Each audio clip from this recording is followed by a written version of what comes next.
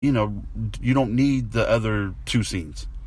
I mean, it in that moment, it gave you more heart to, I wish I could remember his name, to the dude's character. Cop. The cop that was... There's somebody who kind of gets a redemption. He's a really racist, you know, asshole cop. Well, he's half a dummy. And half crazy, yeah. Well, he's just half a dummy. Like, he just, you know... The new chief is telling him, you know, dude was out of the country, his commanding officer, the place is sandy, but he couldn't name the country, and it's like, this dude had no idea what he was talking about, and I'm like, he's just dumb. Yeah. he's just half a dummy, and you know, it's one of those things of like, I understand we want a redemption on his character, and you want to, for, you know, the mom's character, you want to be able to be like, okay, resolution piece for her. Well, not that, because we didn't get that, right? Oh, yeah, that's what you wanted. Yeah, but what I'm saying, like, what we got was a,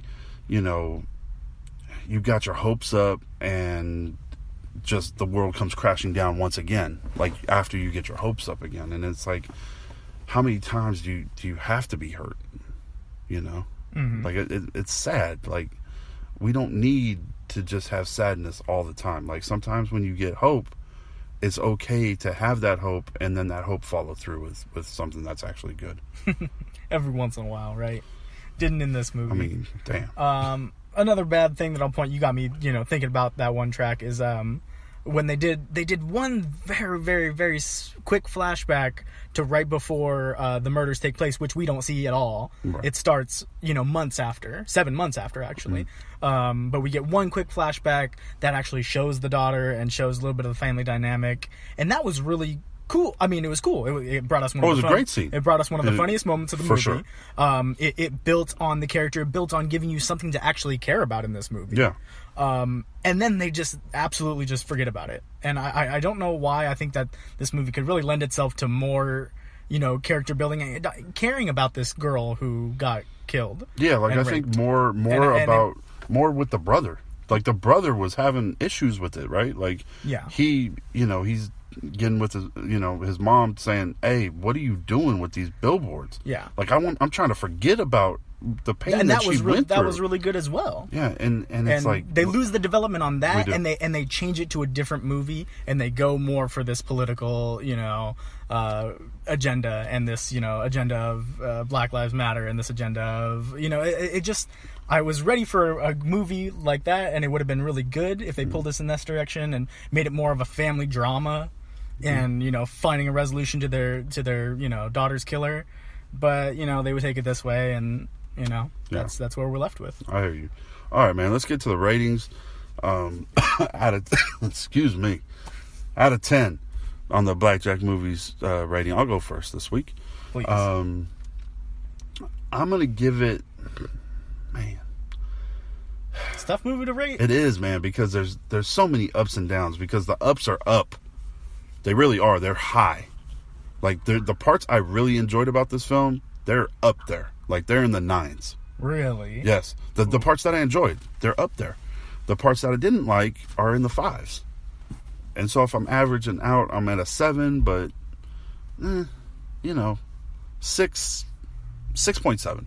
6.7? Yeah, got like, 6 and the 7 in there. Yeah, like, you know, because I don't want to give it into the 7s, because then we're talking about a good movie. Yeah, like an above average movie. But I'm telling you, these high notes are high. It's in my book. Yeah. But there's aspects that are just so low that I'm like, I would never watch this movie again. Nope. Like, I might YouTube like that one scene again, just to hear the funny part again. Punchline. Yeah, of that because joke, that was hilarious. It was hilarious. But like, it's one of those movies that it doesn't have a rewatchability in my book. And, you know, as good as Woody Harrelson is, and you know what, as of right now, I would say that he is the front runner in my book for best supporting actor. Damn. We get into Oscar time. It was close, man. We almost to our Oscar show, so we gotta start preparing. Okay. Anyway, 6.7. 6.7 from Pat. Yeah. Pat, I turned to you right at the beginning, and I said, you know, wow, that that Rotten Tomatoes score of like 90 something. I said, I know exactly why this has such a high rating. For sure.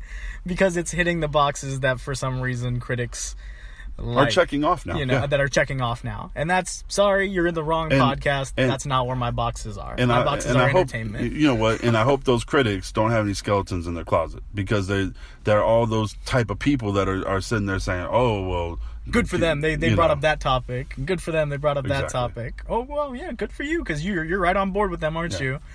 That's not me. That brought me so far out of this movie. And I think you say that those high points, they're in the 9s. I think that the juxtaposition of such a bad movie with such good parts is expanding those for you. Your baseline is over here at a 5, when that's what shocked me. I was like, man, your baseline's at a 5? My low parts of this movie are at a 2. Okay. And yeah, those good parts are good. That brings it up to a 7 right there. But, back down. So I'm gonna give it a pretty lower rating than you, Pat. I'm going to go with a 5.0. This is a very passable movie with some funny parts that you could YouTube. If you're a super Woody Harrelson fan, sure. But even me, I mean, it was a great performance, but I could pass seeing that. There's no Daddario in there. That's true. There's no Daddario. There's Woody Harrelson and Daddario. Nice, Sure, I got to watch that again. But, here... Yes, God, why does Woody Harrelson get to make out with really hot chicks? Because he's Woody Harrelson. Because his wife in this movie is smoking hot. And I'll give you one more good. Yeah. Really quick. The other good about this is they didn't try and give that actress, who we both think is Australian or British, like we couldn't but they didn't give her like this fake ass Missouri accent. Like they just let her accent roll, and the reason that we couldn't really tell. Well, the reason that we couldn't really tell is that a lot of her scenes are her crying. And so it's hard to get exactly where that accent is placed with her crying. Like we get like one scene where it's not, and she's drunk at that time. So it's like, but like that, I did enjoy that. Like I don't her like performance. Well, no. I just like that they didn't force a Missouri accent on somebody that might not be able to do it. Like just rock and roll with how she speaks. Like I really like that, because there's certain aspects, like there's certain movies out there when you watch it and they try this accent so much, and it's like the movie would have been so much better if you just did your normal voice. Yeah, can people not go to different places? Right. Can somebody with an Australian accent or a New Zealand accent not live be in Missouri? In America? Yeah. Or vice versa. It could happen. You know what? It's kind of funny because, I mean, off topic now.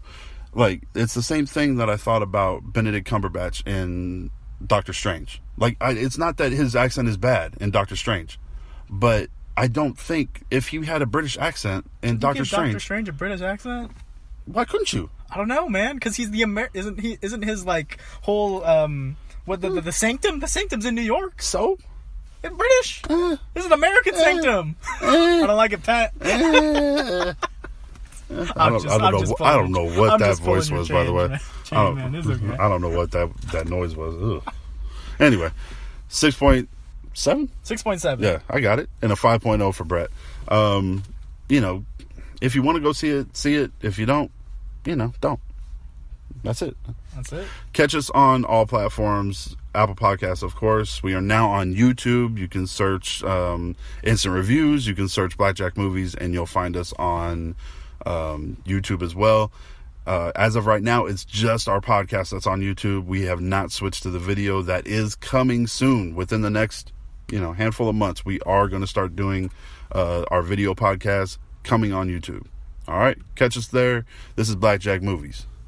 We're out.